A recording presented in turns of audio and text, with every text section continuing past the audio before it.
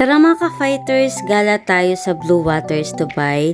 So isa to sa mga tourist spot dito sa UAE at free lang po siyang mamasyal dito.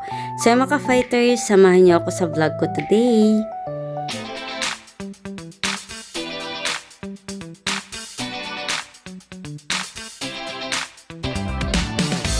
Hello mga ka-fighters, welcome back to my channel. It's me, Virginia Tamala. So today's vlog, another video tour na naman yung i-share ko sa inyo. So, let's go. Ipapasyal ko kayo sa Blue Waters, Dubai.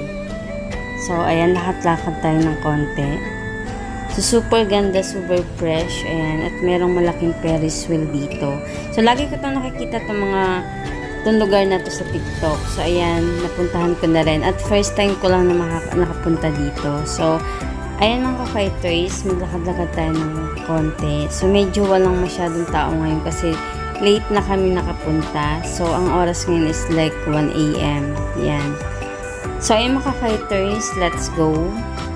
So, mag-iikot-ikot tayo. So, ayan mamaya pupunta tayo sa side na yun. So, bago tayo mag-ikot-ikot dito. So, ito yung pinakamalaking Ferris wheel ba tawag doon.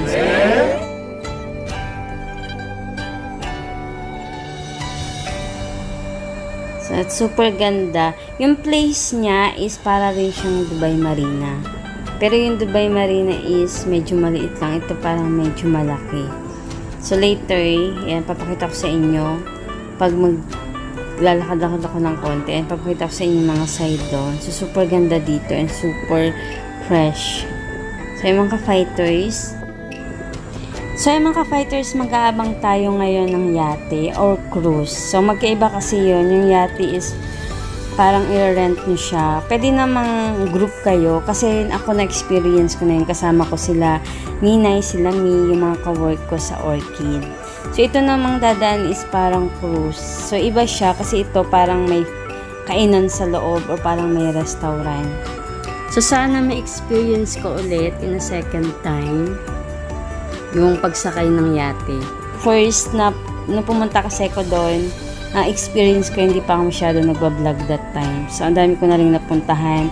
Kasama ko yung mga ka-work ko. Pero that time, hindi pa talaga ako nagbablog. So, yan kung makikita nyo. So, yan naman is magbubook kayo online kung gusto nyo ma-experience yan, yung cruise or yung yate. So, sa Dubai Marina naman yun, yung yate.